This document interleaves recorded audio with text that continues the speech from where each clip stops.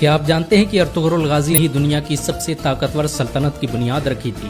اس نے اپنے 2000 ساتھیوں کی مدد سے ایک ایسی حکومت قائم کی جو 700 سالوں تک پوری دنیا پر راج کرتی رہی۔ اس کی نسلوں میں پیدا ہونے والے سلطان محمد فاتح نے ہی دنیا کی سب سے بڑی توپ ایجاد کی تھی۔ ارطغرل کے ذریعے استھاپت کی گئی سلطنت عثمانیہ نے دنیا کو سب سے زیادہ ویگیانک اور ڈاکٹر دیے۔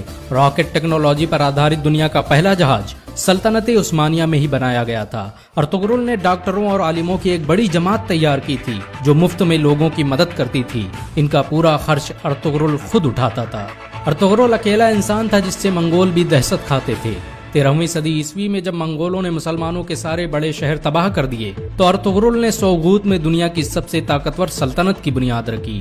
ارطغرل کائی قبیلے کے مشہور شاسک سلیمان شاہ کا بیٹا تھا۔ سلیمان شاہ اوغوز کی نسلوں سے تھے جنہوں نے چین سے بھاگ کر ایران اور شام میں پناہ لی تھی۔ آپ کو یہ جان کر حیرانی ہوگی کہ چین میں آج جن اوئیگر مسلمانوں پر ظلم ہو رہا ہے وہ اوغوز کی نسلوں اور ارطغرل کے خاندان سے تعلق رکھتے ہیں۔ بہت کم لوگ جانتے ہیں کہ ارطغرل غازی نے قرآن کو اپنا سنویدھان بنایا تھا۔ اس کی حکومت میں سود اور بیاج کے استعمال پر سخت مناہی تھی، یہاں تک کہ یہودی اور عیسائی بھی اسلامی قانون کے مطابق تجارت کرتے تھے۔ ارطغرل جب اناطولیہ میں داخل ہوا تو صلیبیوں نے مسلمانوں کے خلاف جنگ چھیڑ رکھی تھی۔ دوسری طرف منگول بغداد کے 10 لاکھ مسلمانوں کا قتل کر چکے تھے، لیکن ارطغرل کے آنے کے بعد اچانک اناطولیہ سمیت وشو کا نقشہ ہی بدل گیا۔ ارطغرل کی شجاعت اور ہمت سے دشمن بھی کانپتے تھے۔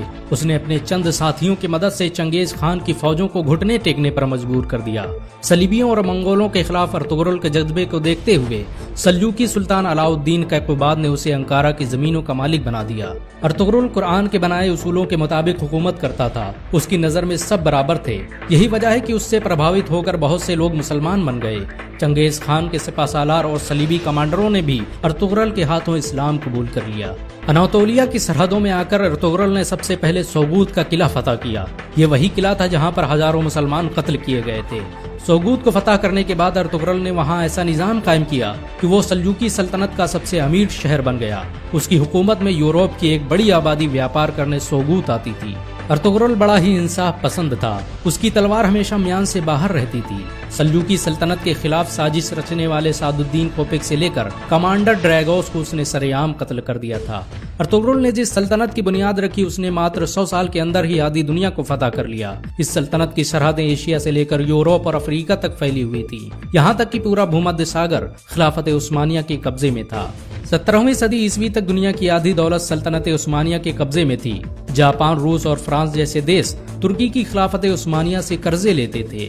یہ سلطنت اتنی بڑی تھی کہ جب اس کا انت ہوا تو 42 نئے دیشوں کا نرماण ہوا۔ آپ کو یہ جان کر شاید حیرانی ہو کہ ارطغرل کا خاندان دنیا میں سب سے لمبے سمے تک حکومت کرنے والا خاندان ہے۔ اس کے خاندان کے 36 لوگوں نے 700 سالوں تک حکومت کی۔ ارطغرل کے بعد خلافت عثمانیہ نے 500 سے ادھک جنگیں لڑی جن میں زیادہ تر فتح حاصل ہوئی۔ ارطغرل چٹانوں کی طرح سخت تھا۔ وہ جب اناطولیہ آ رہا تھا تبھی راستے میں اس کے پتا سلیمان شاہ کی ڈوبنے سے موت ہو گئی اور اس کے بھائیوں نے اناطولیہ جانے سے انکار کر دیا، لیکن ارطغرل اکیلے ہی اناطولیہ آیا اور صلیبیوں پر قہر بن کر ٹوٹ پڑا۔ منگولوں نے ارطغرل کو مارنے کی ہزاروں کوششیں کی لیکن وہ کبھی کامیاب نہیں ہو سکے، یہاں تک کہ انہوں نے اپنے دشمنوں سے بھی ہاتھ ملا لیا۔ بہت کم لوگ جانتے ہیں کہ صلیبی مسجد اقصی اور مسجد الحرام کو شہید کرنا چاہتے تھے، لیکن ارطغرل نے مسلمانوں کو متحد کر کے ان کے منصوبوں کو خاک میں ملا دیا۔ آپ کو یہ جان کر حیرانی ہوگی کہ یہودی 13ویں صدی عیسوی میں ہی اسرائیل دیش کی استھاپنا کرنا چاہتے تھے اور اس کے لیے انہوں نے مسلم دیشوں کو ختم کرنے کی سازشیں بھی رچی تھیں، لیکن ارطغرل کی وجہ سے ان کے سارے منصوبے فیل ہو گئے، کیونکہ جب سلجوقی سلطنت کو ختم کیا گیا تو ارطغرل نے اپنی حکومت کا اعلان کر دیا۔ 1923 میں جب ترکی کی خلافت عثمانیہ کا انت ہوا تو دستاویزوں سے پتہ چلا کہ خلافت عثمانیہ کو ختم کرنے کے لیے کئی 100 سالوں سے سازشیں کی جا رہی تھی، یہاں تک کہ بہت سے یہودی مسلمانوں کے بھیس میں مسجدوں میں امامت کرتے تھے تاکہ مسلمانوں کے دلوں سے خلافت کی اہمیت نکالی جا سکے۔ ارطغرل نے سلجوقی شہزادی حلیمہ سلطان سے شادی کی تھی۔ اس کے دوسرے بیٹے عثمان کے نام پر ہی اس سلطنت کا نام خلافت عثمانیہ رکھا گیا۔ ارطغرل کے بیٹے عثمان نے جب ترکی میں عثمانی کرنسی کی شروعات کی تو اس پر چھپنے والا پہلا نام ارطغرل غازی کا تھا۔ 2014 میں ترکی کے راشٹرپتی رجب طیب اردوغان کے کہنے پر ارطغرل کی زندگی پر ایک ڈرامہ بھی بنایا گیا۔ ارطغرل کی زندگی پر بنا یہ ڈرامہ اس سمے دنیا میں سب سے زیادہ دیکھا جانے والا ڈرامہ ہے۔ اسے 90 سے ادھک بھاشاؤں میں انواد کیا جا چکا ہے اور دنیا کے 150 سے ادھک دیش اس کا لائیو پرسارن کر رہے ہیں۔ امریکہ نے جہاں اس ڈرامے کو خاموش بم کہا ہے تو وہیں اسرائیل اسے دنیا کے لیے خطرہ بتا رہا ہے، کیونکہ انہیں ڈر ہے کہ مسلمان کہیں پھر سے خلافت کی بات نہ کرنے لگ جائیں۔ سچ تو یہ ہے کہ مسلمانوں کے دلوں میں ارطغرل کا نام آج بھی زندہ ہے، مسلمان انہیں آج بھی عزت کی نظروں سے دیکھتے ہیں۔ اگر ایک مسلمان ہونے کے ناطے آپ کو گرو محسوس ہوا ہو تو اس ویڈیو کو لائک اور شیئر ضرور کریں۔